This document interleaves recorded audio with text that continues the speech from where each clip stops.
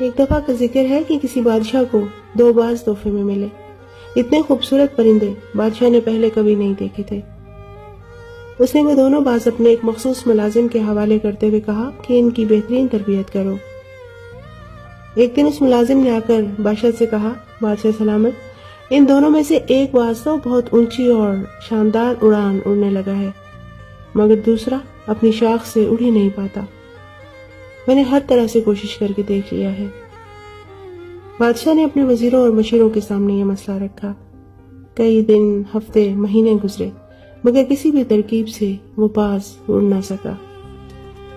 تب بادشاہ نے اعلان کیا کہ کوئی ایسے شخص کو ڈھونڈ کر لائے جسے قدرت سے گہری دلچسپی ہو اور جو برسوں جنگلات میں رہا ہو۔ لوگوں نے ایسا شخص ڈھونڈ کر بادشاہ کی خدمت میں پیش کر دیا، اور پھر اگلے ہی دن بادشاہ اس باز کو محل کے باغوں میں اڑتے دیکھ کر حیران رہ گیا۔ بادشاہ نے فوراً اس شخص کو بلوایا اور پوچھا کہ تم نے باز کو کیسے اڑایا؟ وہ شخص مسکرا کر بولا، میں نے وہ شاخ ہی کاٹ دی جس پر وہ باز ہر وقت بیٹھا رہتا تھا۔ زندگی میں آگے بڑھنے کے بہت سارے مواقع ہوتے ہیں، مگر ہم اپنے ماحول کے، اپنی کمفرٹ زون میں رہنے کے اتنے عادی ہو چکے ہیں کہ ہم اپنی آسانیوں سے قدم باہر نکالنا ہی نہیں چاہتے، نئی آزمائشیں، نئے تجربات کرنا ہی نہیں چاہتے، قدم آگے بڑھائے بغیر ہی ترقی کرنا چاہتے ہیں۔